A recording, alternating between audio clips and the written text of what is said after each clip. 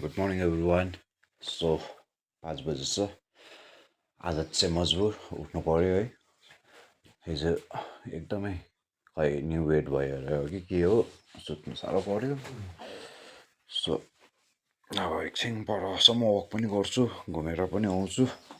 हेर्नुहोस् है, मर्निङको भ्यू म तपाईँहरूलाई देखाउन गइरहेको छु। ब्युटिफुल यो हो द मर्निङ भ्यू चाहिँ यार। It's so good, so feel fresh air. दामी मजा आयो। Thank you. मर्निङमा चाहिँ यस्तो चाहिँ यो छोटा हट्टा है, बस्ती फिल है। अन्त म चाहिँ बिहान कति पनि सुतेको छुइनँ, आधा एक घन्टा खालि सुतेको छु।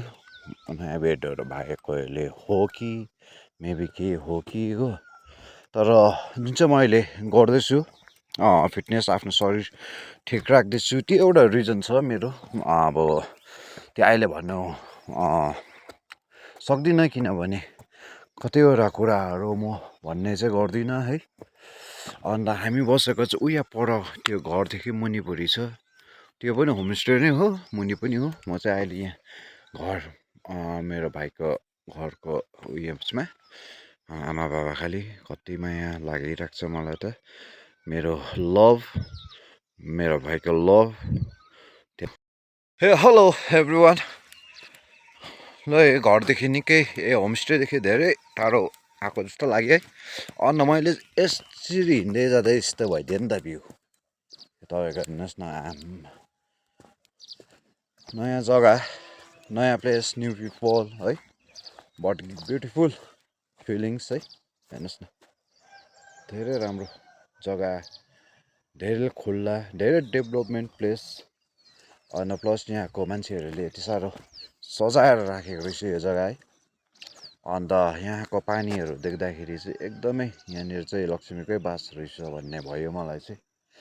अन्त धेरै सफा, मजा लाग्यो यो जग्गामा आएर। अन्त यो चाहिँ मेरो फिलिङ्स सेयर गरेको तपाईँहरूमाथि। अन्त यो सायद अरू भए सुत्थ्यो होला, मेरो त आदतले मजबुर भएर म हिँड्दैछु है। Thank you so much. छोटा हट्टामा हेर्नुहोस् न, बन्दकोपी, फुलकोपी, इस्कुस, आम्बो अहिलेदेखि नै यति राम्रो। सानैदेखि बिजनेस माइन्ड सेट भएर होला कि मेरो, बिजनेसमा खालि आइहाल्छ। गाई पनि घरै पछि गाई हो, पानी एक छिटो नफिटेको दुध 28 रुपिस लिटर। अब एउटा गाडी खालि चाहिन्छ क्या यहाँनिर। तपाईँको सब्जी दुधको बिजनेस यति राम्रो हुने रहेछ।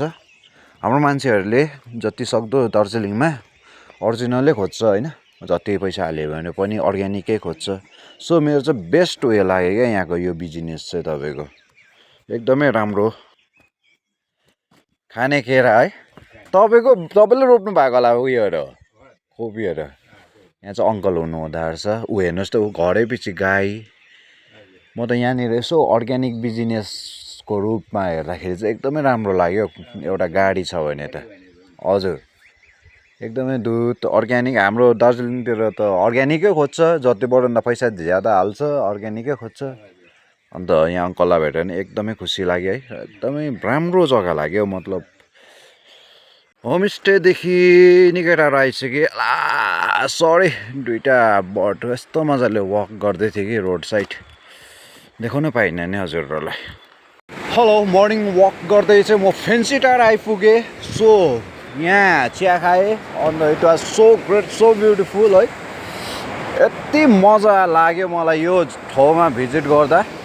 आफ्नै ठाउँबाट पनि फर्स्ट टाइम भिजिट भएको मेरो है। एकदमै दामी। म फर्किँदैछु अब घरतर्फ, माथि छोटा हट्टा। So it was so great, and great feeling. And यस्तो फिल भयो कि मजा लाग्यो क्या। Thank you.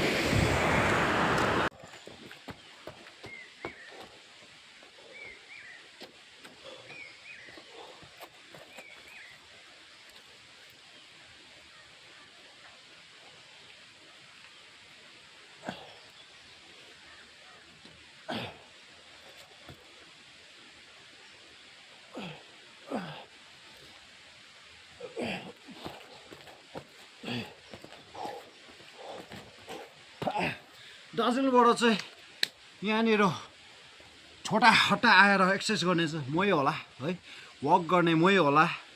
अन्त यो वकको रिजनहरू चाहिँ फिटनेस, अन्त 6 रिजन एक दिन भन्ने छु म। Thank you. यो जग्गा चाहिँ यस्तो छ, यी दामी छ जग्गा। म चाहिँ लगभग कति किलोमिटर भयो थाहा छैन है। Thank you.